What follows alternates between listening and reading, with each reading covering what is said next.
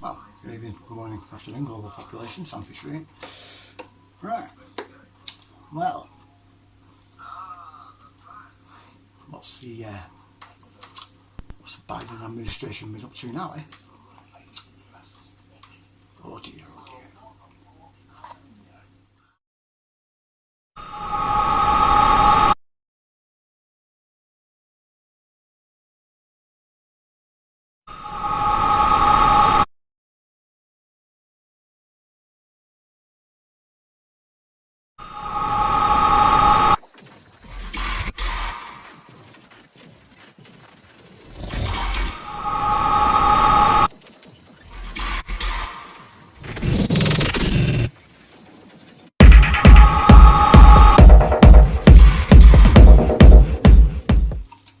So 3 videos in the space of a week. Doing well this week, aren't you? Thought I'd have another rant because this just takes a biscuit, it really does. Most of you are already not going to know what I'm going to be talking about, and that's Nord Stream 2. So it would appear it's gone boom, and the circumstances surrounding it are looking pretty American, unfortunately, for the Americans. You see, you can't blame this on Russia because that was their pipeline into Europe and the way they made the money. So it's not in Russia's best interest to blow up the Nord Stream pipe. And believe me, it was blown up. They know it was blown up. It wasn't an accident. It was too coordinated. The actual pipe itself was encased in about 2 foot of concrete, something ridiculous. And then there was the pipe itself. And there wasn't just one explosion, there was 2. And the explosions were picked up on seismographs in Sweden. So it's not looking good. So it's looking more like the Americans now. Why do I say the Americans? Well, Mr. Joe Biden, as V calls him, I love that guy, it's funny. But he kind of said in February that if Nord Stream 2 was put online, he would make sure it was taken out, or taken down, taken offline, so to speak. Now, there's not a lot of ways you can do that, except for blowing it up. Now, all this happened yesterday. Things have probably escalated since then. I haven't really checked up on the news today, but I can come and see the mainstream media are trying every which way to spin this another way apart from it was the Americans that did it. But something else came out today, and this was to say this was the biggest non-shock I've ever had is an understatement. Well, apparently a couple of months ago the Americans were doing a training exercise in the Baltic Sea on using undersea drones, undersea bombs, and doing drills about blowing up pipes. Yeah, that's what I thought. The only surprise was, really, I suppose, that it wasn't run on the same day that the explosions were, and there wasn't a slightly singed passport that floated up to the top of the water nearby. Probably a Middle Eastern one. Wrong war, I suppose. Anyway, it's not looking good for the old Americans. Something occurred to me. You think, there's only really America, China and Russia that have got the capabilities to do this. So we think,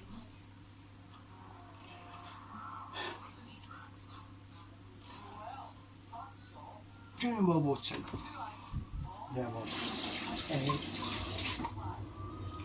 well, after World War II, because there was fear of the European states being taken over by communism, a plan was formed called Gladio, which involved MI6, CIA, the Mafia and the Vatican. And essentially what would happen is that if there was any hint of communism infecting any of the European states after World War II, then what these people would do, these gladiators, they would go out, find a weapons cache that was laid out for them, and go and do some terrorist acts. Yeah, you heard that right. This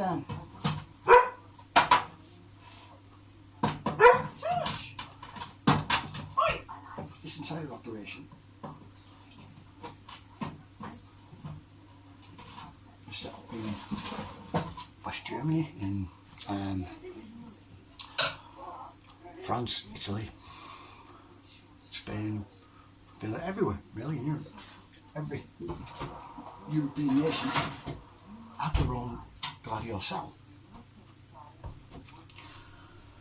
They were funded by the CIA and MI6. They got the weapons from the Mafia, and the Vatican sort of gave them cover. As they always do.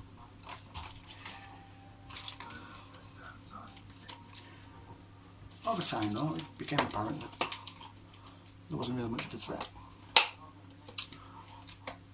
So then they turned their attention to political regimes that weren't sort of acceptable, shall we say, to the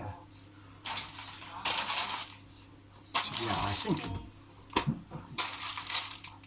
And they'd be used to sway opinion like that instead. So a lot of the terrorist sort of organisations that you see popping up in the 70s, the 80s, 60s,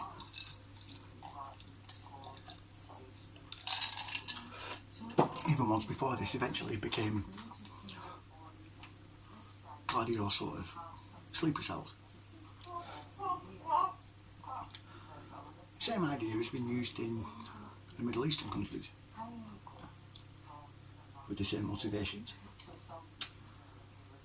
the same rule set, and the same ideals. A good example of this would be the gladiator sort of sleeper cell would be P2, the P2 organisation in Italy during the 70s. They were headed by a few sort of millionaire moguls that were also part of the Freemasons. In fact, they sort of ran it like a fraternity, the actual gladiator cell that they created. And they went around murdering journalists, taking out politicians that they didn't like. I'll leave a link in the description below to quite a good sort of presentation by a bloke that gives an alright opinion and an alright sort of history on. Very good. But that's what struck me. You see, there was a failed operation that actually went to trial in Germany during 2017, and this was 4 individuals with Hispanic names who all had fake Syrian passports and were planning to blow up a series of targets around Germany. This brought up the Gladio question, or rather the Gladio B question. And it was only when someone sent me that yesterday, and it got me thinking.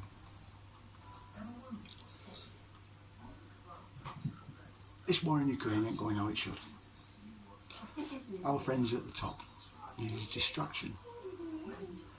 The only other people who are capable of pulling off something like this is a Gladio sleeper cell.